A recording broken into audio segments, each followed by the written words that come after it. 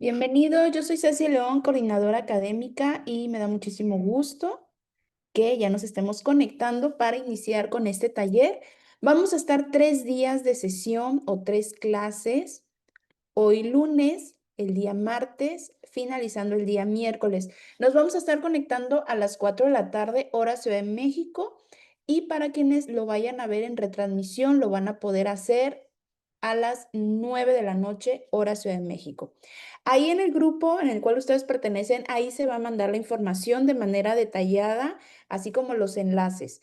No realizamos llamadas directas, ni mucho menos mandamos mensaje de manera directa para que tengan pues cuidado, ya que algunas personas a veces ocupan estos espacios públicos de chat, de grupo sobre todo, para pues andar haciendo algún tipo de estafa. Así que tengan muy en cuenta que la información que vayamos a darles es a través solamente y únicamente en el grupo, ya sea informativa o así como estarles compartiendo el enlace. A pesar de que el enlace de Zoom va a ser el mismo para las 3 clases, de todas maneras nosotros media hora antes les mandamos un mensajito para, pues de manera de recordatorio, para ya irse preparando, para que tengan tiempo de ingresar y también para la retransmisión se les manda con anticipación el enlace. La retransmisión se lleva a cabo en nuestra página de YouTube. Y ojo aquí, o escuchen bien, la primera sesión por lo regular se queda de manera abierta, durante todo el transcurso de la noche, del día, incluso de la semana, pero la segunda y tercera sesión solamente están disponibles en el tiempo que dura la clase. Así que traten de verlo a la hora señalada para que no se pierdan ninguna de las clases en las dos modalidades. En ambas son totalmente gratuito. El taller es gratuito. Las 3 sesiones que ustedes van a tener, ya sea que se conecten en vivo o en retransmisión, es gratuito, no tiene ningún costo. Para aquellas personas que vayan a requerir o a necesitar la constancia, esta sí tiene un costo administrativo o un costo de recuperación de solo 270 pesos mexicanos, la cual cuenta con código QR y un valor curricular de 12 horas. Les va a estar llegando la información o el material del taller que incluye las 3 grabaciones de las sesiones de manera permanente. Les va a estar llegando una carpeta de archivos adicionales y la presentación de la ponente, la cual ustedes van a estar viendo durante estos 3 días para aquellas personas que vayan a adquirir su constancia. La constancia es opcional, no obligatoria, no tienen que pagarla para ingresar a las sesiones, pueden hacerlo finalizando el taller. Pueden hacerlo como fecha límite el día martes 14 de octubre. Ahorita que finalice esta primera sesión, ahí en el grupo les comparto la información de manera detallada de los pasos a seguir y sobre todo las formas de pago que luego nos están preguntando. Pueden hacer transferencia, puede ser depósito, pueden hacerlo también a través de tiendas convencionales. Para las personas que nos miran fuera de México, pueden hacerlo a través de PayPal o también para las personas que están dentro de México y utilizan PayPal, pueden hacerlo por este medio. Ok, pues bueno, vamos a iniciar. La clase tiene una duración aproximada de 1 hora y media, ¿sí? Para que, bueno, también luego nos preguntan la sesión cuánto dura, 1 hora y media aproximadamente. Y pues bueno, de acuerdo a la dinámica con la que vaya a trabajar la maestra, ya sea que em, se activarán los micrófonos, así como el chat.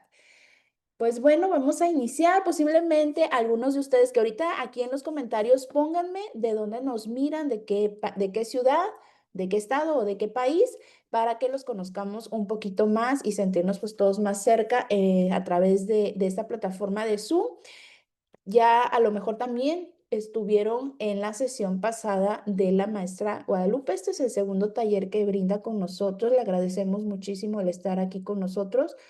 Y pues bueno, para quienes son de primera vez o es la primera vez que están tomando una ponencia con la maestra Guadalupe, ella es licenciada en psicología por parte de la Universidad Villarrica y maestra en educación basada en competencias por la Universidad del Valle de México.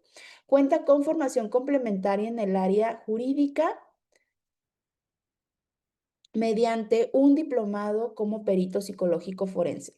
Ha desempeñado funciones como psicóloga del DIF municipal y como directora del Instituto Municipal de la Mujer en el municipio de Ignacio Lavalle, Veracruz. Tiene una amplia trayectoria en el ámbito educativo, es docente a nivel licenciatura y posgrado en el área de la salud, ya lleva 6 años de experiencia y también ha trabajado como psicóloga educativa en nivel preescolar, primaria por más de 8 años, además de ejercer como docente en educación especial con una trayectoria de 7 años. Su experiencia incluye la capacitación en temas sensibles y relevantes como el abuso sexual infantil, derechos de la mujer, suicidio y drogadicción. Asimismo, ha participado en actividades en acción de prevención a la violencia de género, colaborando con la Comandancia de la Policía Estatal mediante la impartición de pláticas y acompañamiento comunitario. Se distingue por su compromiso con la atención psicoeducativa, la promoción de los derechos humanos y la intervención desde una perspectiva integral en el ámbito comunitario y educativo. Voy a dejar de compartir. Ahí está. Y listo, maestra Guadalupe, bienvenida. Ya podemos iniciar y muy buenas tardes a todos los que se van uniendo a la sesión. Hola, buenas tardes a todos. Muchas gracias, maestra. Empiezo también a compartir para que por ahí puedan confirmarme si se puede visualizar.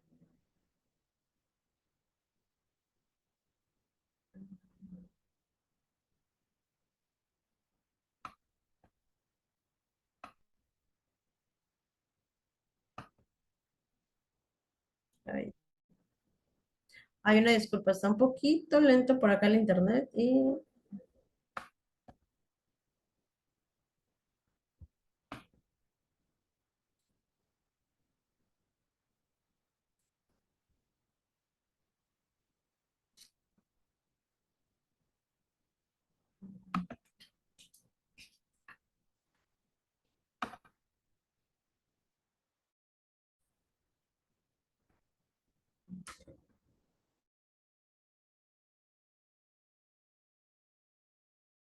unos segundos, ya tratando de...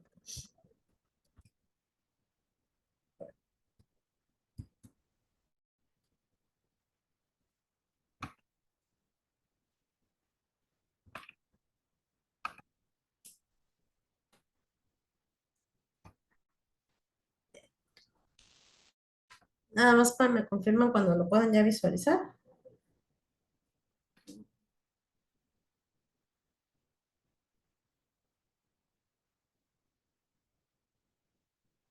Ok, ya, ¿verdad? Ya.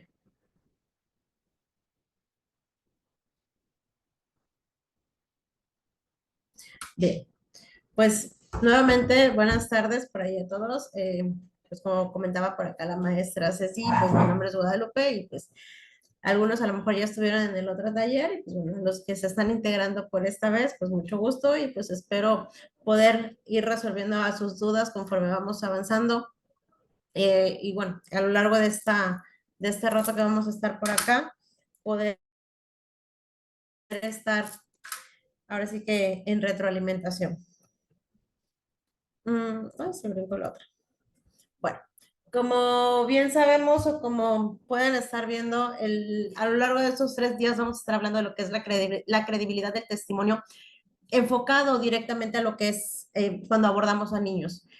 Abordar a niños hay un grado de diferencia, sí, ¿por qué? Porque obviamente hay que contar cierto o considerar, perdón, ciertos aspectos que nos van a ayudar justamente a tener esa credibilidad, a que se tome precisamente como un testimonio ante alguna situación.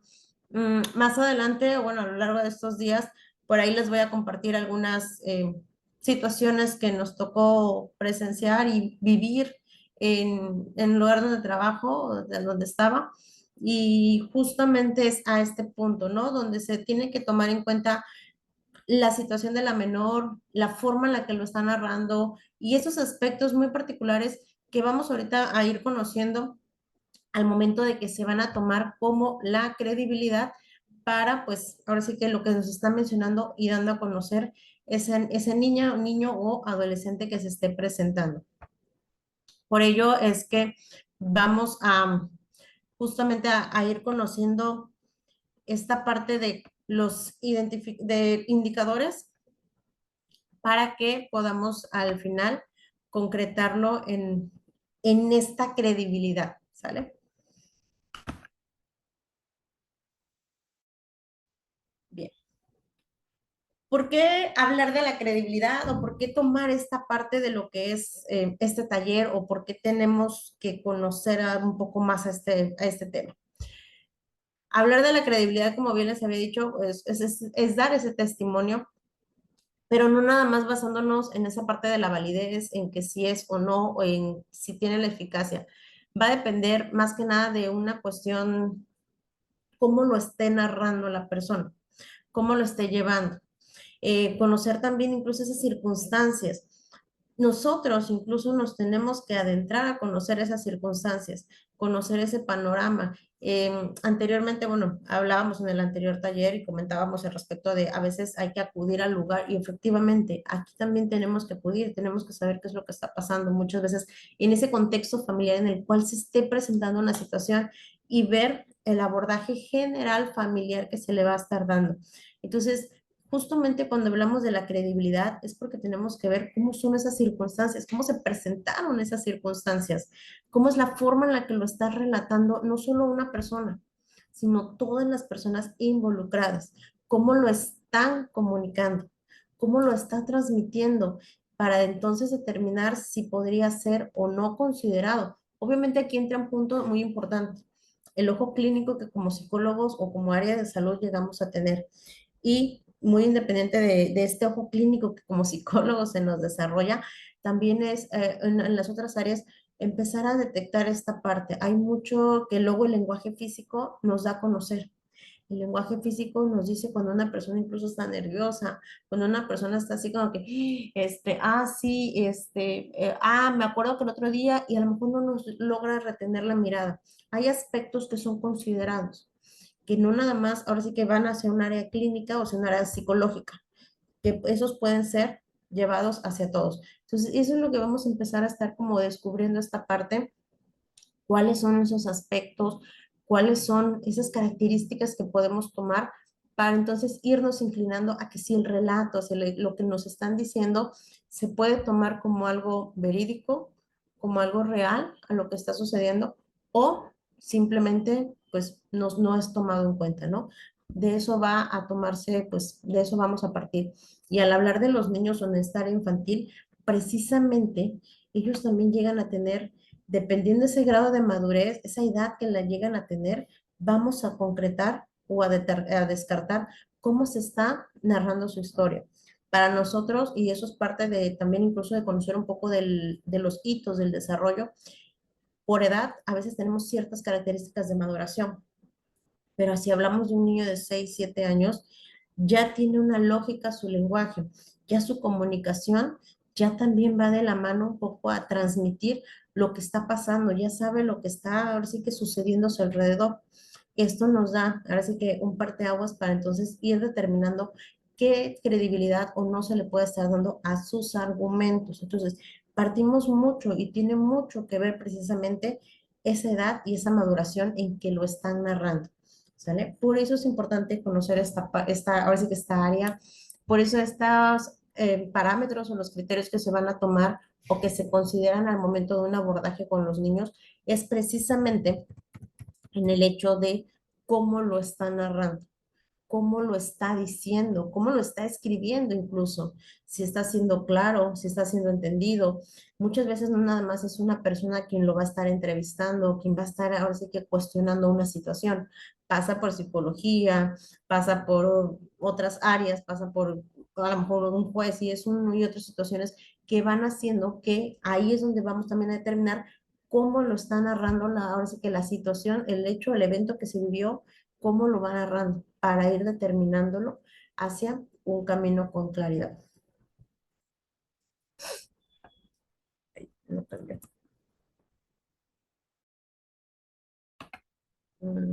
Ya. Por lo tanto, partiendo de esta situación, hay que conocer precisamente qué es credibilidad, a qué le vamos a llamar o a qué se le denomina credibilidad. Y bueno, credibilidad va a ser una cualidad que justamente, y eso es un término que para todos luego, ah, sí, sí le creo, no le creo, ¿no? A eso le vamos a llamar credibilidad, cuando le creemos o cuando no le creemos a una persona, algo que debe de ser creíble en este caso. Entonces, esa cualidad va a ser atribuida a esa personita que nos está diciendo una información, que está transmitiendo un mensaje. Y vamos nosotros a determinar, ahora sí que, cómo yo la estoy recibiendo, cómo Lupita está recibiendo la información que le está dando María. Si a lo mejor hay mucho titubeo, si a lo mejor está siendo muy fluido, si a lo mejor está haciendo muchas pausas, ¿cómo lo estoy recibiendo yo? ¿Cómo Lupita está recibiendo la información que María le está dando? Para también determinar y decir, ya como que vi que él estaba por ahí diciendo, me dijo ayer una cosa y hoy me está diciendo otra. Y es la misma historia, aparentemente. Entonces empezamos nosotros a decir, no, pues no le creo muy bien. O sí le creo, pero hasta cierto punto. Y nos ha pasado cuando conocemos a alguien aquí presentes a todos. Le creo, pero hasta cierto punto. ¿Por qué? Porque su mensaje no está teniendo ese propósito. Su mensaje no está siendo realmente verdadero. Por lo tanto, su credibilidad queda en ahora sí que en un vaivén. La credibilidad debería ser siempre a base de lo que es la honestidad. Si nosotros, y eso es parte de la característica que a veces las personas llegamos a tener, ¿qué tan honestas somos para decir, sí, sí creen lo que te estoy contando? ¿Qué tan honestos podemos ser, no solo con nosotros mismos, sino con los demás, para que entonces cuando yo diga que el cielo es azul, efectivamente no tengan la necesidad de voltear y ver el cielo? ¿Por qué? Porque están creyendo justamente en esta parte que les estoy diciendo y sobre todo en la persona. Es que Lupita me dijo que el cielo es azul. Y entonces, ¿y tú lo viste? No, pero yo le creo. Esa es la parte de llegar a esa credibilidad, esa característica, cómo lo está diciendo, cómo lo está narrando. Ahora sí que esos argumentos que nos están dando para entonces determinar nosotros que estamos recibiendo la información y de decir, sí, efectivamente, o sea, tiene coherencia, tiene lógica, tiene estructura lo que me está diciendo. Y con los niños, a pesar de tener quizá una corta edad, pueden irnos llevando a esa estructura, pueden irnos dirigiendo y también pueden tener esta credibilidad. También me puede decir, es que todas las noches cuando yo me voy a dormir, escucho ruidos de que alguien está queriendo abrir la puerta. Y a lo mejor si hay una variación cuando al día siguiente o a los días posteriores me dice, es que estoy en las noches y se escucha que forzan la puerta. Al final lleva la dirección, al final va con la similitud. Entonces, le estoy creyendo porque el argumento, el propósito de su mensaje, lo que me quiere transmitir y lo que le estoy cuestionando, justo está dirigido hacia el mismo punto. Y ahí es donde vamos también determinando que la credibilidad está presente en ese niño, en esa niña, en ese adolescente que se está cuestionando, que se está interrogando, para poder entonces nosotros tener ese criterio. Ojo, no nada más es esta parte verbal, lo vamos a corroborar también con otros aspectos, con la parte psicológica, pero de entrada, esta versión, esta parte verbal, lo oralizado, es lo que vamos a estar considerando. ¿Por qué? Porque entonces ahí vamos a determinar dónde sí, sí hubo abuso, no hubo abuso. Ejemplo, y rápidamente como para que podamos ir concretando esta parte. En una ocasión me tocó una pequeña que sí tuvimos que ser muy directos justamente al momento de estar haciendo las preguntas, porque ella decía, es que me tocaba mi abuelo. Era, bueno, una situación de un abuso que se estaba generando del abuelo hacia la niña. La niña tenía 7 años. Entonces le preguntábamos si siempre mantenía la misma información, o sea, si había ese punto de mensaje, o sea, sí nos daba, pero cuando, y viene, ahora sí que hago paréntesis porque viene otro punto donde hay que decir las cosas como son en cuestiones de sexualidad, porque luego ante estas situaciones pasa que se genera por ahí confusión. ¿Por qué? Porque la niña decía, es que me toca y decía un nombre, no recuerdo con exactitud, pero un nombre que no era vagino, se le ponía otro nombre. Pero había penetración, pero había, te mostraba el miembro, te mostraba el pene, Y la niña, no, pero, o sea, en esa parte específicamente, para saber, teníamos que determinar si había existido penetración para, pues ahora sí, si fue un abuso como tal, en cuestiones de violación, necesitábamos saber esa información. Entonces mis compañeras le preguntaban y ella decía sí, pero ya cuando pasa conmigo, ya le preguntaba y me le digo, espérame, ¿a qué le llamas pilín? ¿A qué le llamas no sé qué? Ah, pero te tocó. No, no me tocó. Ah, ok, me iba a tocar. Entonces empezamos como a descartar y la información solo se concretó y se mantuvo a que había un intento o se había presentado, pues sí, tocamientos, pero no hubo penetración. Entonces, al final es una información, claro, importante y una información que se tuvo que compartir, porque ese es el fin, pero no se llegó a concretar una situación de una violación o algo. Algo, ahora sí que más.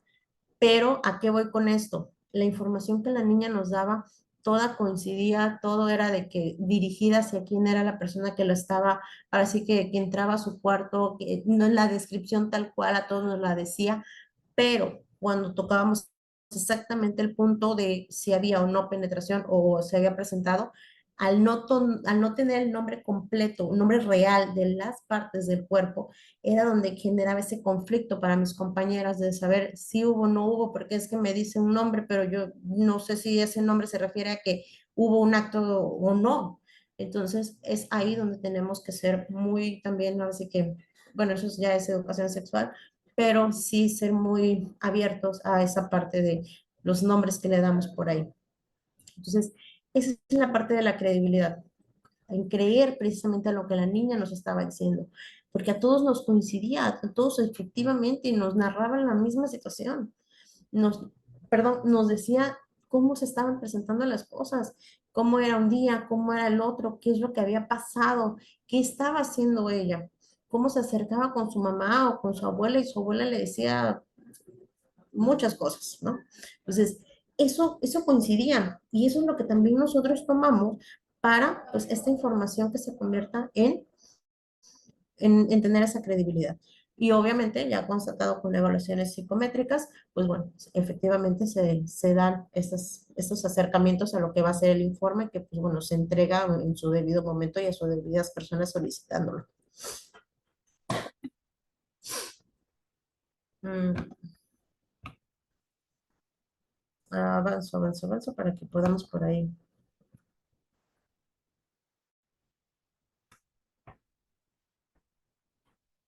Ok, poco a poco nos vamos acercando a lo que justamente es ese relato infantil, a lo que es esa versión, ese testimonio que los niños nos van dando, a cómo es esa historia, vamos a decirlo de esa forma, en la cual nos están narrando lo que está sucediendo o lo que les sucedió en su debido instante o en ese momento. ¿Qué es lo que vamos a tomar?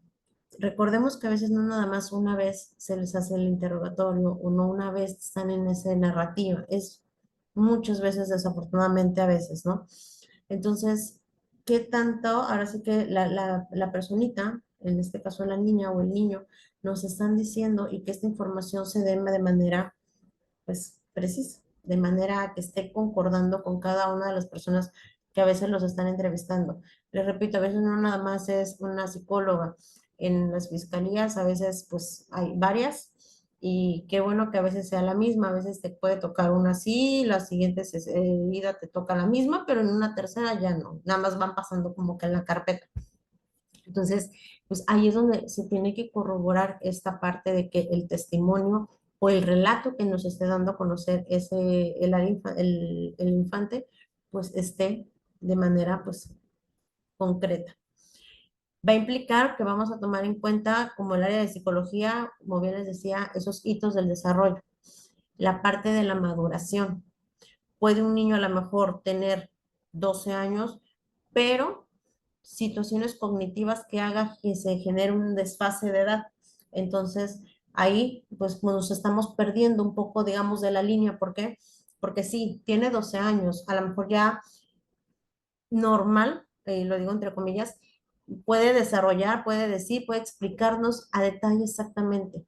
Pero si se está encontrando una situación cognitiva donde a lo mejor hay una discapacidad, hay un ligero retraso o hay una situación que esté obstruyendo a que el área cognitiva se esté desarrollando, o sea, hablamos de aprendizaje, de memoria, de lenguaje que se esté presentando, pues de entrada, pues ya es como que irnos hacia otro rubro. ¿Cuál es otro rubro?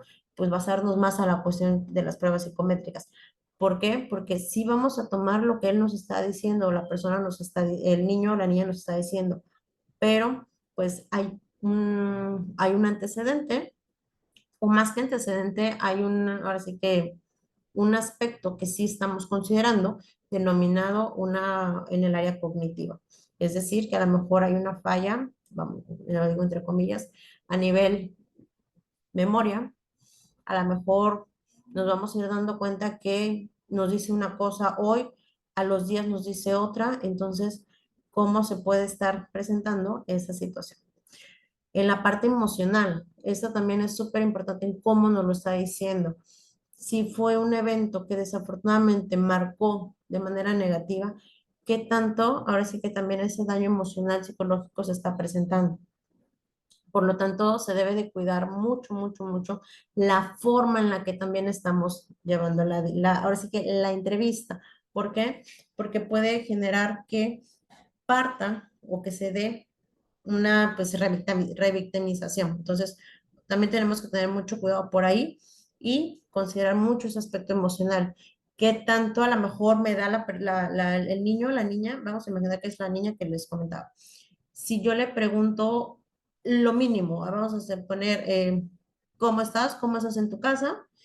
Y inmediatamente al escuchar esa pregunta, se me suelta el llanto. Entonces, emocionalmente, a lo mejor su contexto, o sea, para ella su contexto, casa, hogar, implica algo donde ella se puso a llorar. Entonces, son aspectos que para nosotros nos va ahora sí que haciendo foquitos, nos van marcando algo, de que algo está sucediendo. ¿Cómo está tu mamá? ¿Cómo te llevas con tu mamá? ¿Cómo tu mamá ya sabe? ¿Qué te dijo? ¿Te apoyó? Digo, dependiendo cómo se va dando la narración, pero al momento de que vamos haciendo preguntas, de repente incluso un silencio, si ella se queda pensando, si ella se queda muy tranquila viendo al techo, algo está pasando, algo le está removiendo. Emocionalmente algo les tuvo que haber, ahora sí que movido por ahí, donde se hizo un silencio. Algo le tuvo que haber movido o algo tuvo que haber, ahora sí que en cuestiones emocionales, donde generó un llanto donde a lo mejor nadie sabe que en su casa está siendo abusada y le preguntamos cómo te llevas con tu padrastro y a lo mejor en esa pregunta algo sucede. Algo sucede de que a lo mejor se le ponen los ojos llorosos. Algo sucede que a lo mejor genera rabia, genera enojo. Entonces, ese es el aspecto emocional que se considera o se toma en cuenta para saber cómo se está encontrando también emocionalmente la niña o el niño ante esas situaciones. Y de ahí también podemos, ahora sí que partir, partir para ahora sí, las líneas o las entrevistas que vamos a ir generando. Debemos de tener mucho cuidado en esta parte porque, pues como bien les decía hace un momento, muchas veces no nada más es, ojalá y siempre fuera una persona, pero muchas veces no es así. Hay atención de otras personas y pues sí es a veces un poco tedioso el generar las preguntas, ¿no? Pero pues estas tienen que ser de la mejor manera para que se obtenga la información y que esta también coincida y sepamos cómo es que se está dando la situación en ese contexto. O sea, sí, desafortunadamente, a veces pues sí llega a ser un poco cansado, llega a ser un poco abrumador para los niños, el niño, la niña, pero este,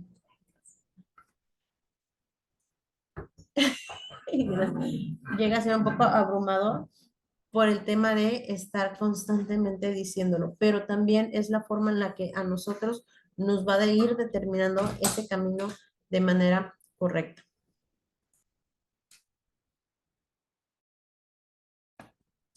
Ah, no cambió.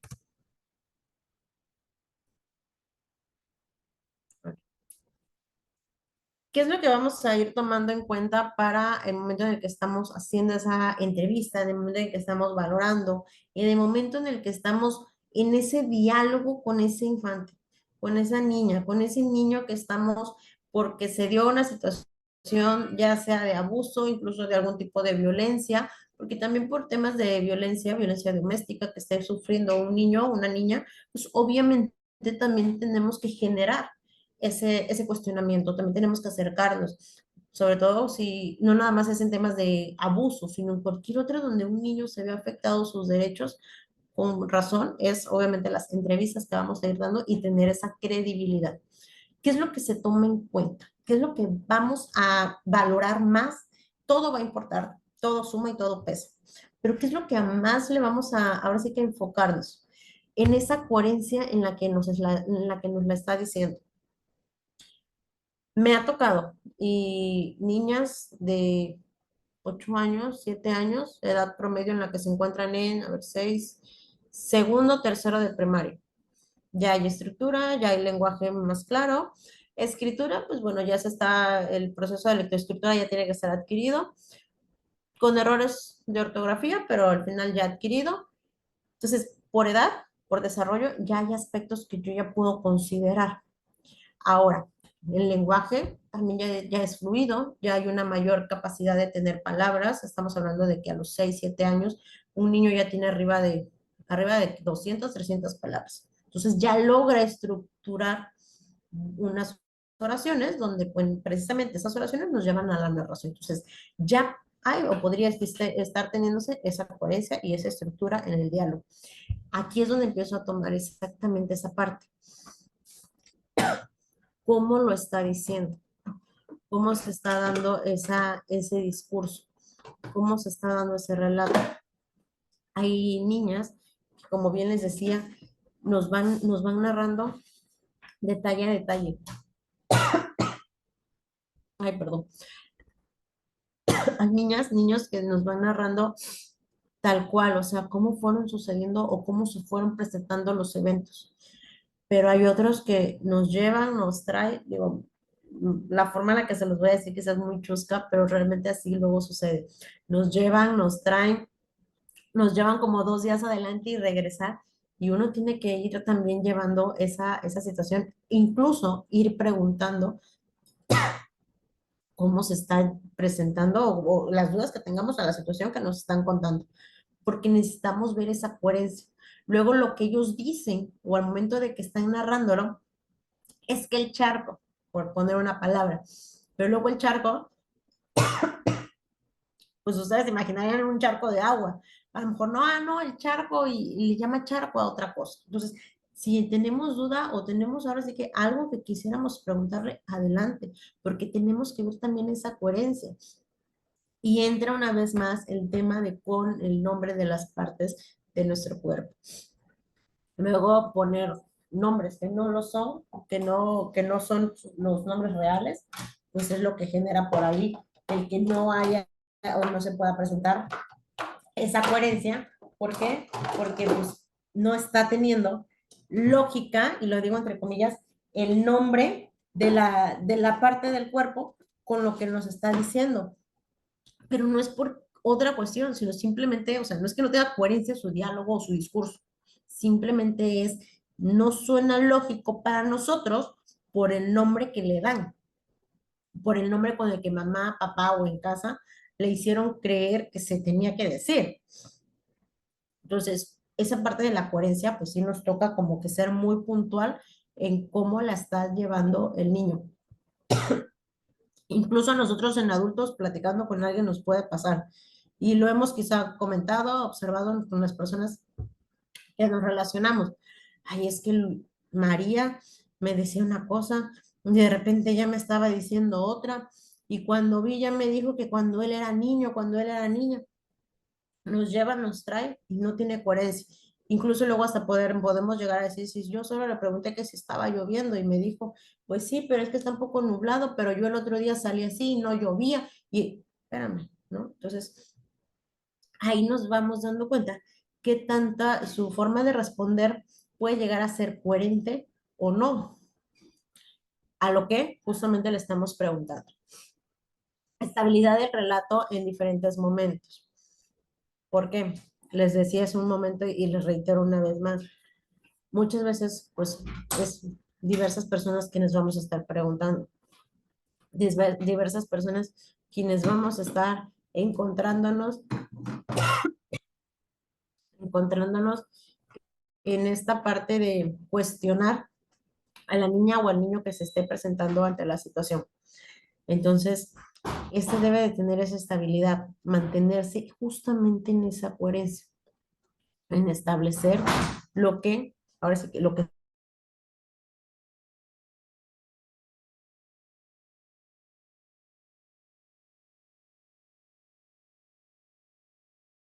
podamos decir, sí, se le están preguntando de diversas formas y aún así nos está respondiendo. Le hice quizá la misma pregunta, pero con otro enfoque y aún así me pudo responder de manera coherente. Detalles periféricos que no responden a una lógica adulta. A veces sí es cierto. Para nosotros los adultos pudiera ser algo tan simple decir, ah, sí, te tocó la mano, pero como, pues, nada más fue así, a lo mejor como cariño, ¿no? Por decir algo. Pero ella, a lo mejor los niños no. Los niños, no, es que me tocó, pero primero puso su mano así, encima de la mía. Y luego empezó a hacerme como cuando le haces al perrito. Y empezó a tallarla y a tallarla. Pero cuando vi, ya me estaba agarrando acá el hombro y me empezó después a agarrar el cabello. Y en eso, ay, sentí un jalón. Empiezan a dar los detalles que justamente es ahí donde vamos justo descubriendo esa coherencia, el cómo lo van relatando, incluso marcando detalles que para nosotros adultos me refiero, pudieran quizá pasar desapercibidos, pero para los niños no. Para los niños sí cuentan mucho esos detalles. ¿Por qué? Porque ellos se dan cuenta preciso de lo que está pasando a su alrededor. Esto también va de la mano con la maduración. Esto también va de la mano en decir, está consciente, está a una edad de 6 7 años de lo que está pasando y está percibiendo a su alrededor. Cuando hay una discapacidad, cuando llega a presentarse un área cognitiva o una alteración a nivel cognitivo, esto obviamente se va a corroborar con las pruebas que haya o no una cuestión neurológica, pero de lo contrario, pues es ahí quizá donde nos basamos, quizá también en la cuestión de si hay alguna cuestión de violencia, que hubo maltrato o algo físico hacia los niños, pues determinar también bueno, eso ya le toca más al médico, pero la observación de cómo estamos viendo, valga la redundancia, a esos niños o cómo los estamos recibiendo. Entonces, a lo mejor no tomamos en cuenta como un 100% su lenguaje, pero a pesar incluso de los niños habiendo una discapacidad, hay formas en las que por medio de su lenguaje sí pueden decir pegar, o sea, a lo mejor no te van a estructurar, pero sí te van a decir palabras, sí va a reflejarse la parte emocional, sí va a decir sí va a expresar cuando yo le diga, oye, es que tu padrastro, y quizá va a haber miedo, va a haber asombro, va a ser llanto, va a ser enojo, o sea, la parte emocional, esta sí puede ser expresada y es ahí donde también nos vamos dando cuenta. A lo mejor no hay lenguaje oralizado, pero sí hay lenguaje expresivo, sí hay emociones. Y estas también ahora sí que las vamos a notar bueno, cuando hice esta pregunta, cuando le pregunté sobre su padrastro, cuando le pregunté sobre su mamá, se enojó, se puso a llorar, se jaló el pelo, o sea, ¿qué hizo? ¿Cómo se comportó ante las preguntas? Eso es lo que también vamos a ir anotando o lo que tenemos que observar, porque como bien no hay lenguaje quizá, pero hay otras formas en las que podemos también descartar la reacción, la cuestión emocional. Y eso nos ayuda precisamente a esos elementos que vamos a incluir como pues aspectos importantes ante la credibilidad. Marcadores evolutivos del lenguaje, es lo que les decía hace un momento. A lo mejor, obvio, si comparamos a una niña de 6 años con una de 12 años, el lenguaje va a ser más fluido a la niña de 12 años. Sin embargo, la niña a los 6 años, a la edad que ella tiene, con lo esperado a su edad, puede también comunicarse. puede también expresar. La estructura obviamente va a ser más corta quizá que la niña de 12 años, pero puede dar a conocer la situación, lo puede decir, lo puede expresar, lo puede hablar.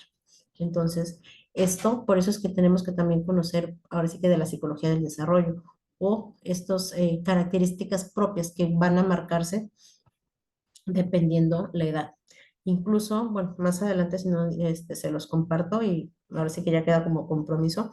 Hay una tabla de, pues, a los hitos, ¿no? Si tiene 6 años, 5 años, si tiene tres, lo esperado, en tanto en lenguaje como en la parte cognitiva, como en cuestiones de motricidad. Entonces, de eso también nos vamos a basar. Por edad, ¿qué debería de decir? Por edad, ¿cómo debería de ser su lenguaje? ¿Cómo debería de expresarse? ¿Cómo debería desarrollarse?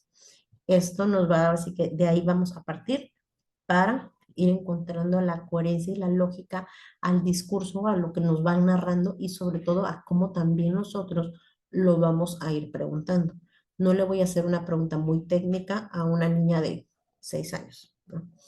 A lo mejor, pues sí, mis preguntas van a ser más enfocadas. Quiero una información específica, pero van a ir enfocadas justamente a un lenguaje que la niña pueda comprender, a un lenguaje que la niña me puede decir, ah, sí, es que fue cuando mi mamá me dejó en la casa, que se fue a trabajar, y entonces llegó mi tío y pasó que entró a mi cuarto, ¿no?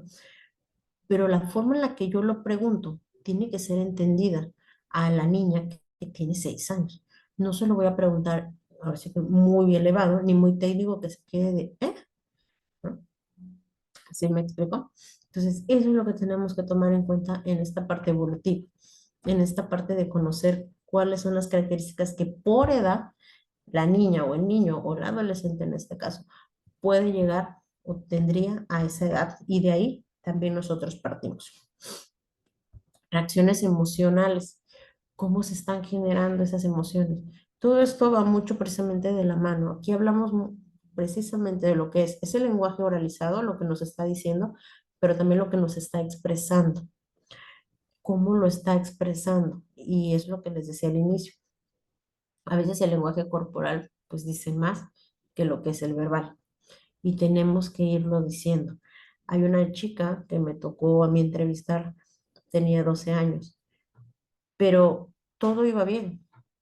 O sea, ella narraba, ella decía, ella se expresaba, pero cuando tocaba decir el nombre de su padrastro, se hacía un silencio, se hacía un silencio, o sea, esa parte no. ¿Por qué? Porque se había dado una situación de un intento de abuso, donde ella pues estaba bañando y se dio cuenta que el padrastro lo estaba observando.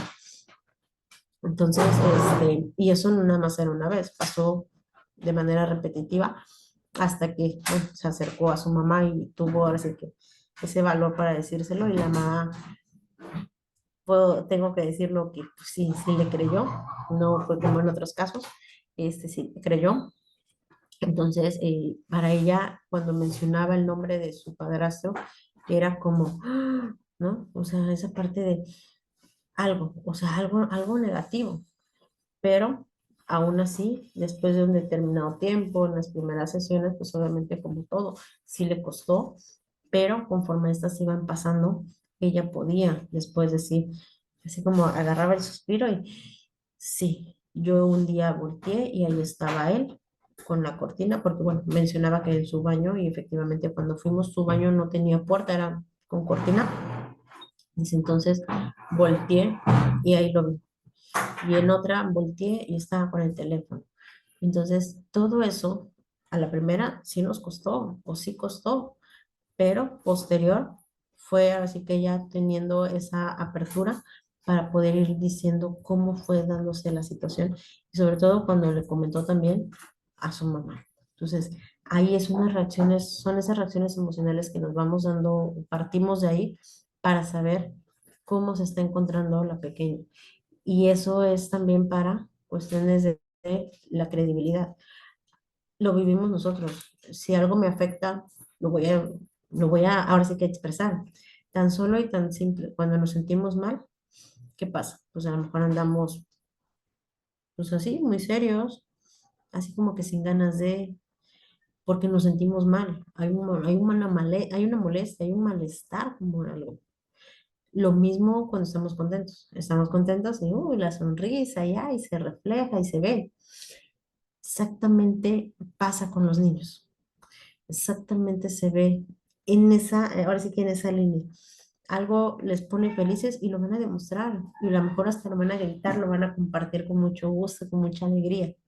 Cuando algo les afecta, también se ve en esa cara, se ve en ese tono de voz, se ve en ese evadir, se ve en eso de no quiero a lo mejor ahorita tocar ese tema, dame un tiempo. Hay niños, bueno, dependiendo de la edad, que te dicen ahorita no, yo sé que lo tengo que decir, yo sé que tengo que hablar, pero ahorita no. Entonces, la parte emocional tiene un factor o suma, ahora sí que es de gran importancia para el reflejo de lo que estamos realizando. ¿Por qué? Porque aquí todavía no entramos a pruebas, aquí todavía no vemos estas cuestiones ya como tal que nos van a dirigir a algo más objetivo. Aquí sí lo queremos ver, todavía estamos a esa subjetividad, pero una subjetividad que tiene que ser respaldada, y una objetividad que tiene que ser constatada. ¿Cómo lo estamos constatando? Con ese lenguaje, con ese diálogo que nos está diciendo, pero incluso aún siendo diálogo, tiene la coherencia, tiene la lógica, tiene la parte emocional al momento de que lo está dando a conocer. Entonces, son esos elementos que van a ser de importancia para ir encaminándonos a que el discurso, a que la narración que nos brinde tenga el grado de credibilidad y poder ahora sí que sumar cuando llegamos a la parte de las pruebas. ¿Por qué? Porque efectivamente si hablamos de abuso, hay pruebas que nos pueden ir orillando y reflejando o tener esos indicadores para corroborar, que más adelante, bueno, lo vamos a estar por ahí revisando. Y cuando hay cuestiones también de violencia, cómo se está presentando, ¿sale? Todos estos elementos van desde un aspecto madurativo, en cómo se está encontrando el menor y ese contexto emocional en el que se está produciendo, que es lo que básicamente lo que les decía hace un momento, si le está generando algún sentimiento, alguna emoción negativa y cómo éste la va reflejando, cómo éste la expresa ante la situación de, ahora sí que de las preguntas que uno le va haciendo. Incluso si le solicitamos una prueba proyectiva y vemos que hay ciertos indicadores, vamos también a corroborar justamente esta parte emocional. ¿Por qué? Porque para eso nos ayudan las pruebas proyectivas, para irnos encaminando o a lo que vamos a encontrar a esas pruebas emocionales, ahora sí que esa parte emocional de ese niño o esa niña. Y es ahí donde pues, nos vamos a ir como ir de la mano, tanto lo que me vas diciendo como lo que también voy encontrando en las pruebas que se van aplicando. ¿Sale? Por ahí hay unas manitas, pero si no, así que ya termino ahorita, hago una pausa, si no ahorita en esas diapositivas, para que podamos por ahí concretar las preguntas, las dudas que llegan a tenerse, y no nos quedemos tampoco como que a medias para el siguiente, para el siguiente tema, sino que mañana iniciemos justamente con un subtema, ¿no? Entonces nada más déjenme por acá terminar para cerrarlo y ya poder mañana iniciar con un subtema nuevo.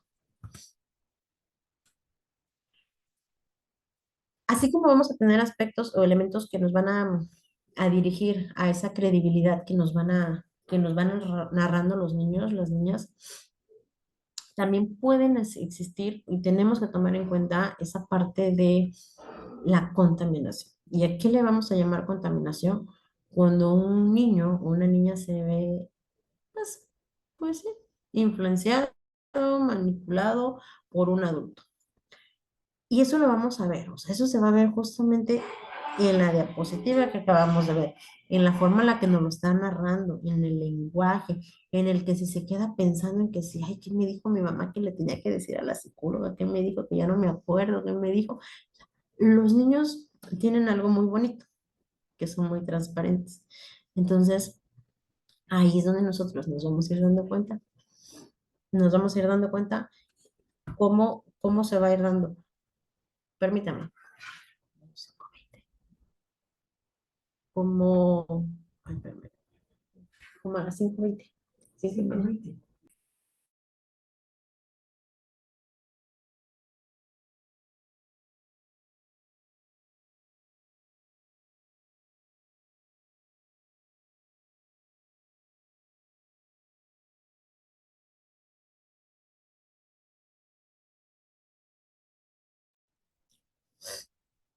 Siempre que hacemos las entrevistas hacia los niños, pues se hace justamente alejado de lo que es un adulto. ¿Por qué? Para que no exista esa manipulación, para que no existe, no se den esas situaciones en las cuales el niño incluso se le quede viendo al papá o a la mamá o a ese familiar así de como queriendo de qué digo, ¿no? Entonces,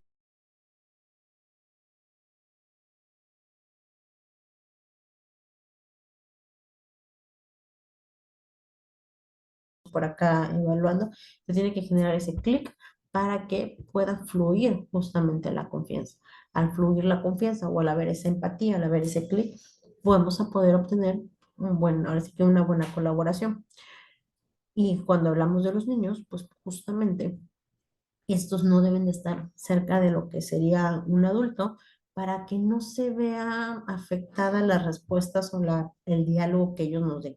¿Por qué? Porque si mamá llega a ser, a lo mejor hay mamás que, ay, aquí me quedo, no voy a hacer nada, pero ya ves la mirada, ya es como que ya se quedan viendo al niño, donde genera precisamente como a lo mejor ese miedo, esa intimidación a lo que ellos pueden respondernos de manera certera. Entonces, se busca que no estén expuestos ante ante los adultos, se haga de manera alejada para que no se pueda presentar esa situación, esa contaminación a lo que sería ese testimonio, esa contaminación al hecho de cómo nos lo están presentando. Porque a veces es que mi mamá me dijo que no dijera, y efectivamente luego así lo dicen. Mi mamá me dijo que no dijera, pero y ahí se fluye, ¿no? O, pero no, eso no me dijo mi mamá. O mi papá me dijo que se iba a enojar si yo decía otra cosa. Entonces, tenemos que ir muy cuidadosamente, sobre todo en que no se vea mm, que estamos o que ellos están dirigiendo la entrevista, sino que somos nosotros quienes están llevándola y por ello es que nosotros somos los que queremos la información, no ellos los que nos van a poner la limitante de qué tanta información podemos obtener, no, nosotros llevarla y dirigirla para obtener la mayor información y poder ahora sí que tener un panorama más amplio de lo que se esté presentando. Entonces, eh, esa es la parte en la cuestión de por ahí tener alejados a los niños, hacer las entrevistas aparte. Eh, el hecho de que también se genere una entrevista con una y otra es también para ver esa coherencia, es para ver qué tan guiada se está dando la narración y qué tan, ahora sí que está cayendo en el mismo sentido, para que no sea de que, ay, fuimos ya pasó una semana y ya mamá ya habló con la niña o ya le dijo qué decir o qué no. Y lo podemos ver ahora sí que en la información que nos dan desde la primera y cómo va evolucionando. Hay muchos que mm, no se ven modificadas por la mamá o por el papá o por algún adulto. ¿Por qué? Porque cuando generan ese clic, cuando realmente hacemos ese clic con los niños, ellos llegan a ser muy sinceros. Y al menos es lo que a mí me gusta de la infantil. Cuando nosotros llegamos a hacer ese buen match con los niños, hacen que pueda fluir bien la información. Hace que podamos, a lo mejor sí es cierto, vamos a utilizar el juego, vamos a utilizar así como esta parte de, pues, entrar al mundo infantil, pero es muy, ahora sí que va a depender mucho de nosotros en qué tanta información queremos sacar por medio de las herramientas necesarias, como bien puede ser el juego, dibujos, efectivamente las pruebas o algún otros elementos para que la narración o testimonio se genere de manera fluida y no se vean, ahora sí que alguna situación de mamá. E incluso si se da de manera fluida y se genera buen ese clic, ellos pueden sin darse cuenta, llegar a mencionar el hecho de, ah, sí, y mi mamá el otro día me dijo que no le dijera esto. Ah, pero yo sí se lo quiero contar. Entonces, ahí nos vamos dando cuenta cómo se puede o cómo la mamá está influyendo o no, mamá, papá o algún adulto está influyendo o no ante, pues ahora sí que la información. Pero cuando nosotros llegamos a conectar, podemos entonces quedarnos con la información real que el niño o la niña nos están por ahí transmitiendo, ¿sale? Porque entonces ya vimos qué es lo que la mamá o ese adulto quería que dijera, pero ellos dicen, no, yo sí quiero decirte las cosas, ¿no? Yo sí quiero decirte, pero no le digas a mi mamá. Ah, no te preocupes, ¿no? Entonces, de eso va a depender mucho en ese clic y creo que ahí es donde vamos a, ahora sí que va a ser el punto de partida para la eliminación o para que esa contaminación de personas externas, vamos a decirle externas a mamá, papá, o de esas personas, no se vea influenciado en la narrativa que nos están diciendo los niños, ¿sale? Si no me recuerdo, creo que ya por aquí ahorita sería para iniciar mañana, no dejar como iniciado el tema, a eso me refiero. Sí, es esto.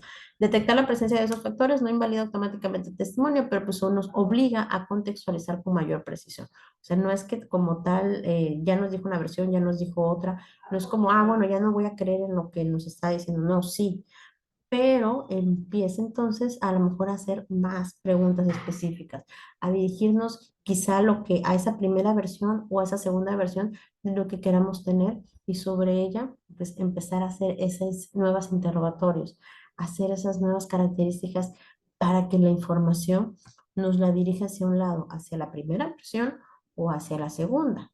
¿Cómo lo está manejando? Que muchas veces cuando se, les repito, cuando se hace un buen clic con los niños, ellos empiezan a expresar la situación, dan a conocer la problemática, lo que presentan, y posterior es como que, ah, ya no la cambiaron, pero ya convivió con la mamá, ya vio al papá, ya pasó esto con la familia. Entonces nos vamos haciendo esas preguntas, ¿qué hiciste el fin de semana? ¿Con quién estuviste? ¿Qué jugaste? Bla, y así nos vamos como a desarrollar información, ¿no? A la obtención de información, perdón, para entonces a tener con precisión que sí o no fue, ahora sí que manipulado, lo digo entre comillas, para que pueda haber un cambio de información. Pero pues nosotros ya tenemos esa versión. Entonces, sí es importante por ahí tener esos aspectos y les repito, entra mucho, o por eso el área de psicología es que juega un papel importante en estos aspectos para ese clic que se va a tener, para ese acercamiento, para esa parte donde pues no hay la presencia de mamá, papá, de algún adulto, y estas deben de ser nuestras entrevistas o el trabajo que hacemos con los niños alejados de totalmente, pues ahora sí que el trabajo nada más entre el niño, la niña y el psicólogo o la psicóloga, ¿sale? Ahora sí, si no, bueno, esta no la voy a avanzar para que no nos quedemos como que a medio, ¿sale? Mejor respondemos por acá dudas y es a partir de mañana iniciamos ya por acá, ¿sale? Este, por ahí no sé quién tenía la manita levantada.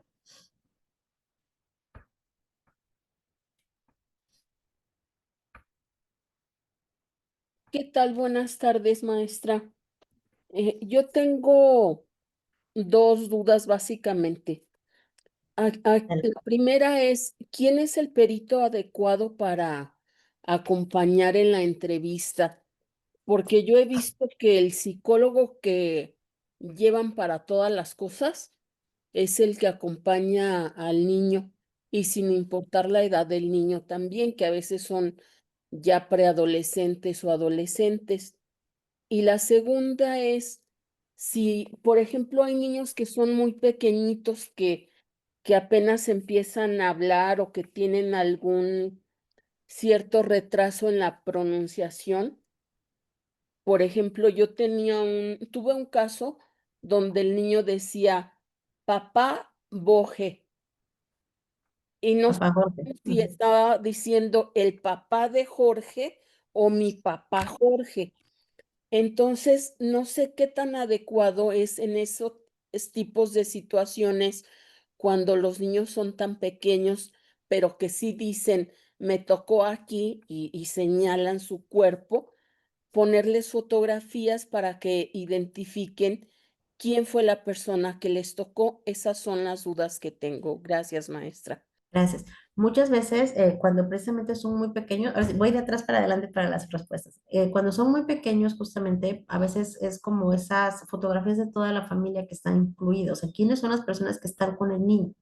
Todas. O sea, a lo mejor hay esporádicamente ve un tío, pero pues si esporádicamente lo ve, pues forma parte de su familia al final de cuentas. Entonces, es más fácil para el niño, efectivamente, si todavía su lenguaje no es claro, porque pues, por la edad todavía no la estructura una oración, una frase, entonces es más fácil que se lo señale. Pero cuando reconoce también las partes de su cuerpo, pues obviamente ahí es donde también nos da más la credibilidad de decir, algo le está pasando o algo le pasó, porque nos señaló y nos señaló que se agarró el pecho o que le agarraron el pecho. A lo mejor no sabe o no tiene el nombre de esa parte del cuerpo, pero donde lo señala es porque algo pasó. Y a lo mejor uno ya empieza con esas preguntas de, ay, pero te tocó, estaba jugando. No, yo lloré. Ay, ¿por qué lloraste? Pero ¿por qué? O sea, entonces te apretó, o cómo fue, o qué te hizo. Claro, con lenguaje va a ser muy difícil que él, pero a lo mejor, por ejemplo, a lo mejor hasta nos pellizca, o a lo mejor hasta te puede apretar y te va a decir, es que me hizo así, ¿no? Y me hizo así, y es que se puso aquí ay, es que no me veo bien, a lo mejor me hizo así, y en el me hizo así, pues ya nos está diciendo que la apretó, que la lastimó. Entonces, esas son las otras herramientas que no hay lenguaje, pero sí está diciéndome qué es lo que le está sucediendo. Sí me está expresando qué es lo que le sucedió con esa persona. Ahora, en cuestiones del peritaje, técnicamente los que llevamos o quienes tendrían que llevar la evaluación a un niño o una niña serían los psicólogos forenses, o sea, peritos forenses. No hay muchos, o luego las fiscalías o todo no lo tienen, entonces abarcan psicología general. Dependiendo, en el taller pasado les decía que a veces, ¿qué pasa? Que pues ojalá hubiera fiscalías en cada lugar de donde uno pues reside. A veces no es así. Y hablando de aquí de Veracruz, yo soy de aquí, solamente está aquí en el puerto. Y a los municipios cercanos, pues nos toca venir a justo a la fiscalía de acá de Veracruz. Pero hay distancias de 2 horas, 3 horas, que puede variar. Entonces, ¿qué pasa en esos casos? Pues a veces las personas no pueden estar viajando a cada rato a Veracruz, o no pueden venir a cada rato.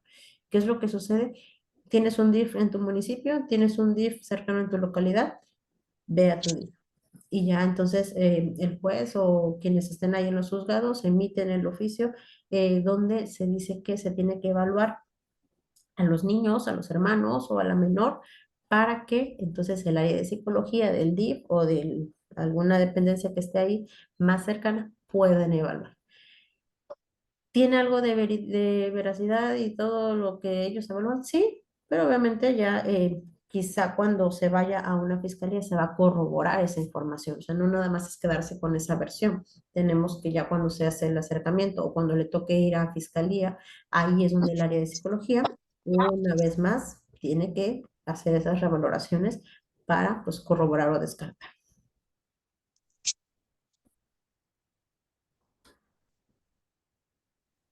Muchas gracias. De nada.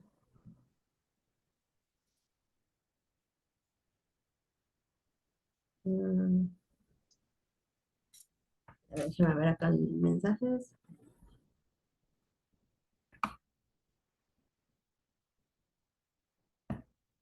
Ok, falsos recuerdos o memorias implantadas. Es justamente tenemos que ver, la memoria forma parte de un proceso cognitivo. ¿Cómo me voy a dar cuenta que estamos teniendo buenos recuerdos? Lo vivimos y lo experimentamos nosotros. A lo mejor si yo les pregunto, mm, ¿qué fue lo que más te gustó de tus 8 años, 7 años? Para unos va a ser así como que, ay, sí me acuerdo, porque en esa etapa iba yo a la primaria, iba yo en tal primaria, mis amiguitos eran fulanito y fulanito, y mi maestra se llamaba tal. Pero para otros va a ser así como, no me acuerdo. No me acuerdo qué pasó, y no me acuerdo, y no sé, y no sé. Entonces, algo por ahí es donde hay alguna situación en cuestiones de memoria, y entonces, pues, no va a ser muy verídico quizá lo que nos está diciendo. Porque si con algo simple, decirle, oye, qué hiciste ayer? ¿O cómo te la pasaste antier? ¿O qué hiciste en tu cumpleaños ahorita hace unos meses? Y no me lo sepa dar a conocer, pues obviamente es porque algo se está presentando ahí en cuestiones de a nivel memoria que hace que ya nos da una pauta para determinar de que algo no me está, vamos a decirlo, no cuadra en lo que nos está diciendo. Mm, con cuestiones de discapacidad o cuando hay una barrera en el aprendizaje, una barrera en cuestiones del neurodesarrollo, sí es con mayor razón, bueno, hablamos de que es una atención diversa, no hay cuestiones de que discriminar, pero hay evaluaciones justamente que nos van a dar, a lo mejor sí, proyectivas, pero justamente los pictogramas. En los pictogramas nos podemos apoyar cuando las personas, a lo mejor, como bien le decía hace un momento a su compañera, a lo mejor le pongo la foto de su tía y cuando la ve, ay, sí se pone feliz o empieza a decir que han ido al parque, a lo mejor no es un lenguaje claro, no me logra decir, ah, sí, parque, pero sí me logra decir, que jugaron a los carritos, o sea, a su lenguaje me está diciendo que con su tía se la pasa de maravilla. Pero ojo, cuando ve la foto del hermano, a lo mejor se pone a llorar y a lo mejor tiembla porque y hace así. ¿Qué es lo que sucede? Ah, oye, pero juegas, te asusta, te hace bu. Y empieza, hay otras formas en las que lo está dando a conocer. Y a lo mejor puede decir, ¡pah! Y te hace la mímica de que te pega. Ah, te pega, él te pega, te hace ¡pam! Y entonces empiezas a ver cómo él cambia. Volvemos al punto donde la emoción juega un papel súper importante. No hay lenguaje, pero hay otras formas de comunicarse. ¿Quiénes son esas personas que están a su alrededor? Y sobre esas, ahora sí que, ¿qué pasa? Que cuando pasa una situación de violencia, sea cual sea el índole o de abusos, y lo sabemos, desafortunadamente viene del núcleo familiar. ¿Qué es lo que tengo que hacer? Partir del núcleo familiar. Entonces, no hay lenguaje, pero muestro esos pictogramas, muestro esas imágenes, veo cómo él está respondiendo a las fotos, veo él cómo está respondiendo a lo de, y hace bu, y te hizo bu, ay, y dónde te hizo pa, pa, aquí, y mamá no vio, o sea, hay otras formas en las cuales nos podemos comunicar una situación de discapacidad o ante una cuestión de neurodesarrollo, lo único que podemos haber afectado precisamente es el lenguaje principalmente, pero pues podemos buscar otras alternativas, ¿sale?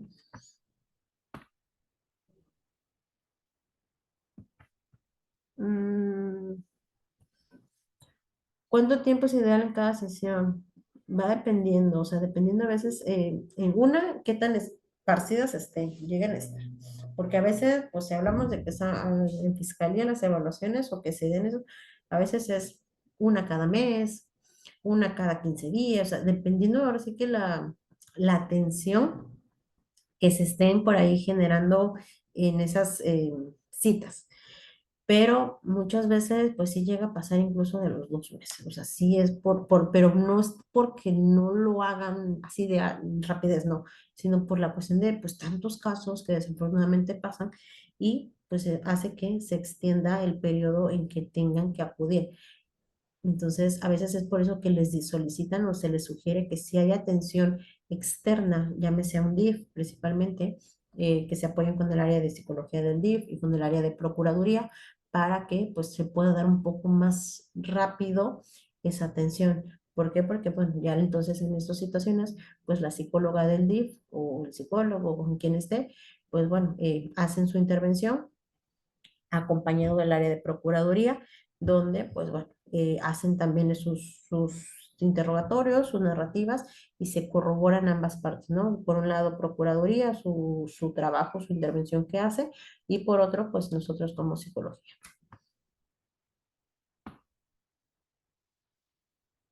Mm, técnicamente, bueno, hay unos DIF que sí continúan con las procuradurías en atención a los niños, adolescentes y mujeres. Que ahorita, pues bueno, hablamos también del tema de los centros libres, bueno, en la República, aquí en México, centros libres para, pues, los institutos de la mujer también tienen el área de procuraduría. Entonces también se puede uno acercar a recibir atención psicológica a esas instancias. Psicólogo forense, así es, son los peritos exactamente.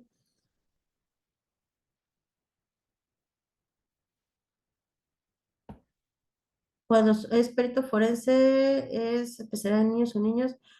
Abarca de todo, pero obviamente es como partiendo incluso de la psicología, ¿no? Uno se va a inclinar como que hacia dónde, pero pues a lo mejor te vas a inclinar, pero en cuestión de atención, pues, y más si estás en una fiscalía, pues te toca como que de todo, ¿no? No es de que nada más sean los niños, pero el abordaje, sobre todo por el proceso de la atención, la línea de atención en cómo la vas a dirigir.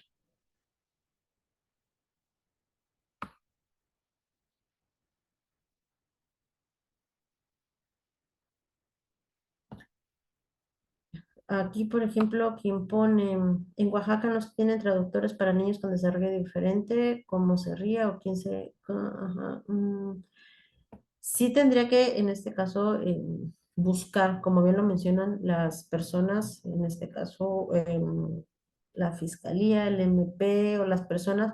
¿Por qué? Porque al final ellos también van a obtener información. Entonces, sí se requeriría o se requiere de algún intérprete. Si habla algún tipo de dialecto, si hay una discapacidad, si hay discapacidad, hay que buscar alternativas. Pero si es algún tipo de cuestiones de comunicación, o sea, de lo que es la forma, la oralización, sí habría que buscar un intérprete porque pues obviamente necesitamos que estar en concreto todos de lo que nos está diciendo. Entonces, si solamente, o más bien nadie comprende lo que nos está diciendo, pues sí necesitamos de un intérprete. Y se debe de solicitar, en este caso, fiscalía.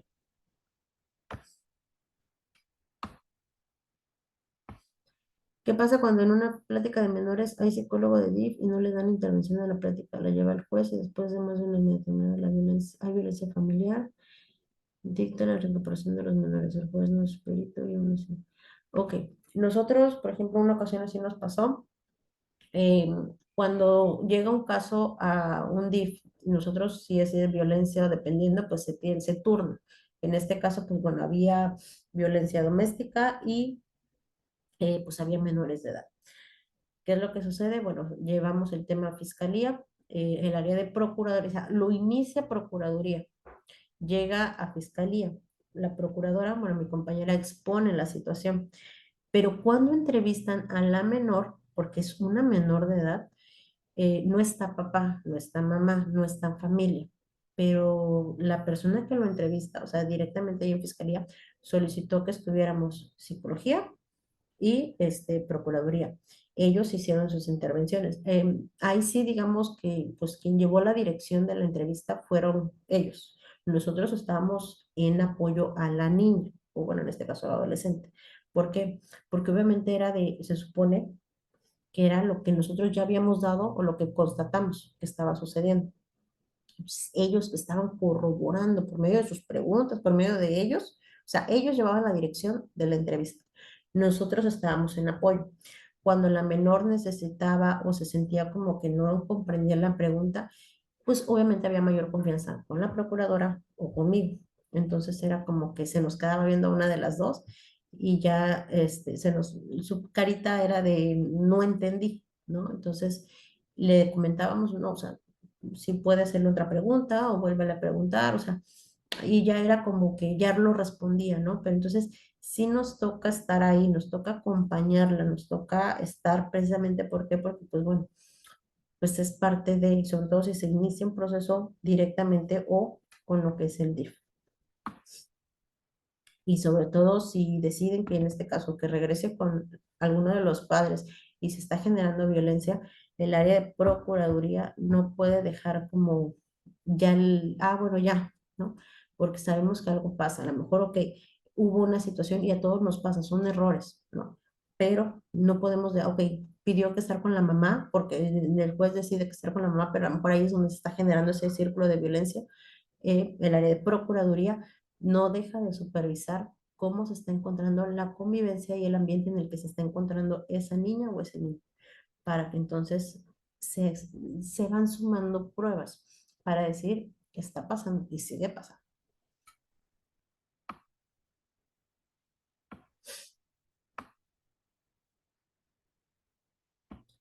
Mm, las procuradurías del DIF municipal ya son independientes de las instancias municipales de las mujeres.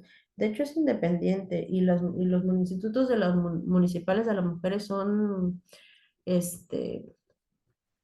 se me fue la palabra, descentralizados, no pertenecen a ningún municipio, son descentralizados, entonces por ello es que tienen, se rigen de manera independiente, e incluso pues está justo la Secretaría de las Mujeres que se crea en este año para que, o bueno, a partir de, de este nuevo gobierno, para que tome una directriz única, ¿sale? Para que no se vea determinado por el municipio, que si el gobierno, cuestiones administrativas, sino son descentralizados, no pertenecen a lo que es la administración que en ese momento está en turno.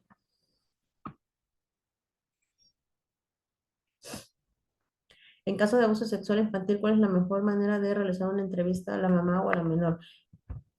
Muchas veces bueno, no muchas veces, se entrevistan los papás. O sea, hacemos una entrevista. Vamos, tú mencionas a la mamá, se menciona a la mamá, se entrevista. Pero muchas veces la mamá desconoce la situación. Entonces, nos dirigimos la entrevista a la niña o pasamos a la entrevista a la niña y ahora sí que vamos dando, ¿no? La mamá desconoce, a lo mejor pues nos quedamos con esa parte, pero cuando pasamos a la entrevista con la niña y ella nos empieza a decir, es que mi mamá no sabe, ok, entonces ya vemos por qué la mamá, o al momento de que ella nos da la entrevista, pues no nos apoya o no tenemos mucha información porque efectivamente no conoce. Entonces, primero entrevistamos a la mamá. ¿Por qué? Porque al momento en que llega a un lugar, llámese DIF, llámese fiscalía, llámese alguna instancia, es porque tuvo un citatorio. Es porque algo pasa. No tengo claro qué, pero algo pasa. Entonces entrevistamos a la mamá. ¿Sabe por qué está aquí? ¿Sabe por qué llegó el citatorio? ¿Sabe por qué me la mandamos a llamar? O sea, empieza esa indagación. No, pues no sé. No, pues es que medio sé, pero no estoy segura. Platíqueme a ver y ya yo ahorita confirmamos. O sea, empieza esa parte de, y ahí también determinar si sabe o no la información la mamá. ¿Sale?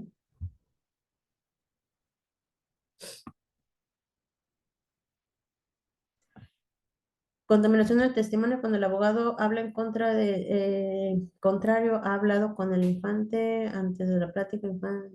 Obviamente sí, sin duda alguna, porque no tendría por qué tener estos acercamientos y si va, porque puede manipular, puede influir, perdón, en la información que el niño o la niña nos esté por ahí diciendo.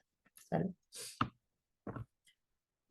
Creo que ya fui respondiendo la mayoría de las preguntas. No sé si por ahí me haya faltado alguien de responder, pero traté como que rápidamente de ahí de avanzar en las preguntas y las dudas que surgen. Si ya no hay más dudas, por mi parte, por el día de hoy sería todo. Muchísimas gracias, maestra. Recuerden que mañana nos vamos a estar conectando a la misma hora, a las 4 de la tarde. Y para quienes entraron después de la sesión o ya la sesión iniciada, a las 9 de la noche es la retransmisión. En un momento más les hago llegar el enlace para que se conecten y puedan ver la clase de manera completa. Nos vemos mañana. Muchísimas gracias, maestra Lupita, y gracias a todas las personas que están con nosotros. Hasta mañana. Hasta mañana.